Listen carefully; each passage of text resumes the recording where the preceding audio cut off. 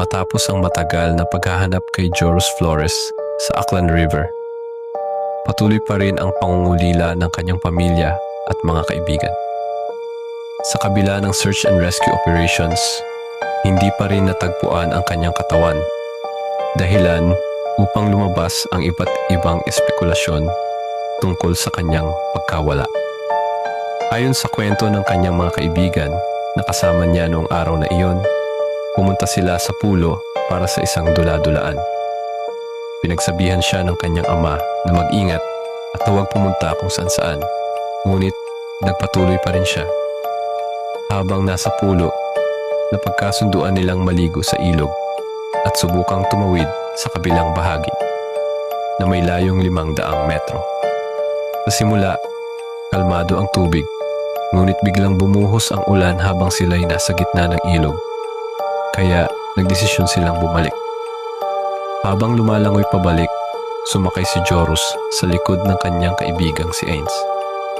Ngunit sa kalagitnaan ng paglangoy, bigla siyang napulikat dahilan upang mahulog si Joros sa ilalim ng tubig. Sinubukan niyang itulak si Ains upang siya ang makaangat. Ngunit dahil marunong lumangoy si Ains, nakabalik siya sa pampang. Samantala, si Joros na hindi marunong lumangoy ay tinangay ng agos.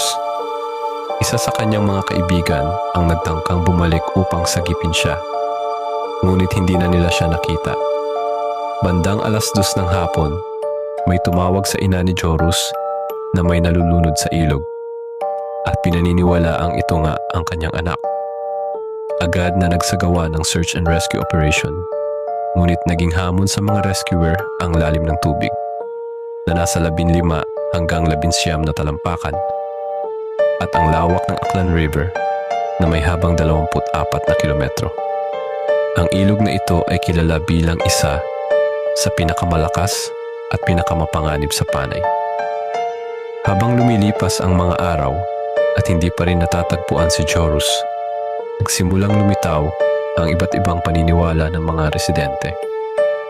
Ayon sa ilang naninirahan malapit sa ilog, maaaring may misteryosong nilalang na kumuha sa kanya. Sa bahagi ng ilog kung saan siya nawala, sinasabing may isang sirena na naninirahan at may isang kaharian sa ilalim ng tubig.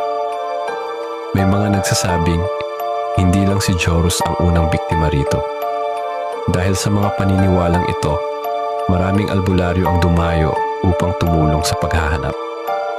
Maging ang kilalang psychic na si Jay Costura